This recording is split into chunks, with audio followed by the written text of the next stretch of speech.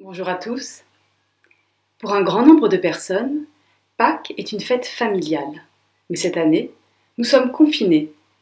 Alors je suis très heureuse de vous présenter un extrait de ce livre audio dans lequel Célie Maïsel nous révèle les profonds mystères de Pâques.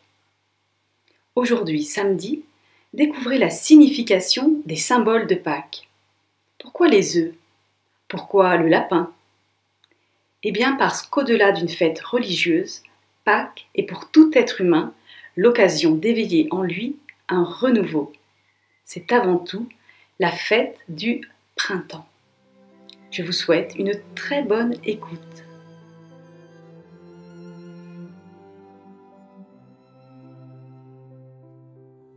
Ce livre audio va nous conduire sur le chemin de la découverte des profonds mystères de Pâques. Cette fête du printemps, célébrée depuis la plus haute antiquité, porte en elle l'archétype de tous les possibles pour l'humanité. Elle s'adresse aussi à l'être humain d'aujourd'hui, qui cherche à comprendre le sens de la vie et son propre destin. Aller à la rencontre de ces mystères, c'est aller à la rencontre de soi-même. En résonance avec le célèbre message de Socrate, « Connais-toi toi-même et tu connaîtras l'univers et les dieux ». Notre gratitude s'adresse à tous ceux qui, à travers les âges, ont transmis ces connaissances en les rendant, à chaque époque, toujours accessibles. Nous exprimons notre gratitude tout particulièrement à Célie Maïsel, qui nous transmet aujourd'hui, de façon vivante, ces grandes et précieuses connaissances.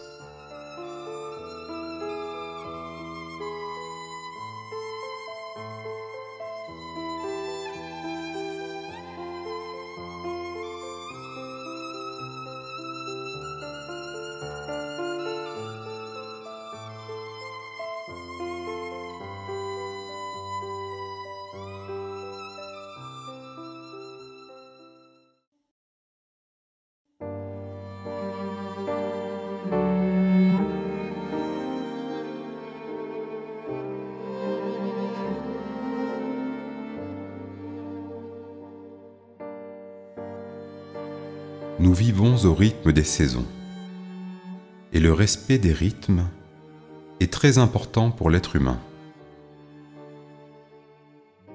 Ce que nous faisons lors d'un changement de saison n'est donc pas anodin ou superficiel.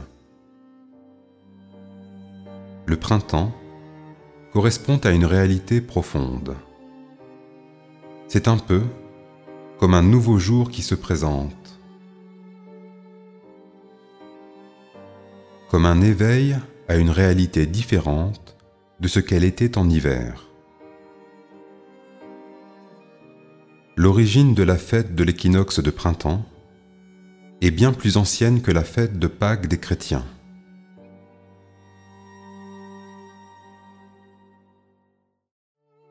Ostara était une fête païenne d'origine germanique, célébrée autour du 21 mars.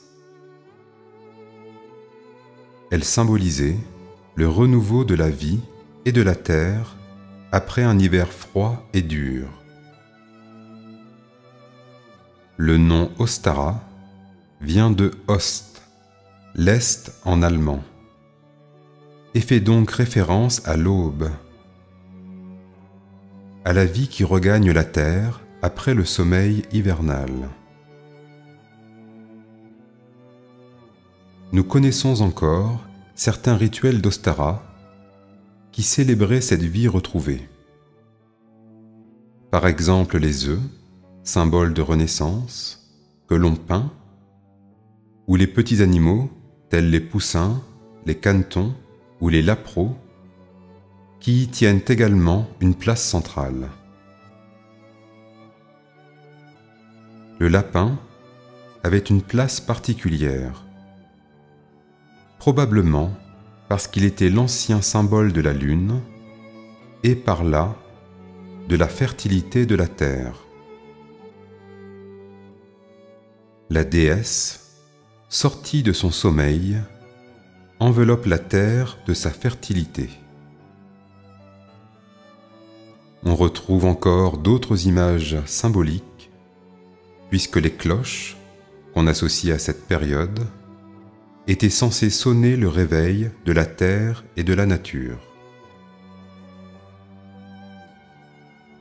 Les fêtes traditionnelles ont été créées par des êtres qui pouvaient entrer en résonance avec les forces spirituelles de l'origine.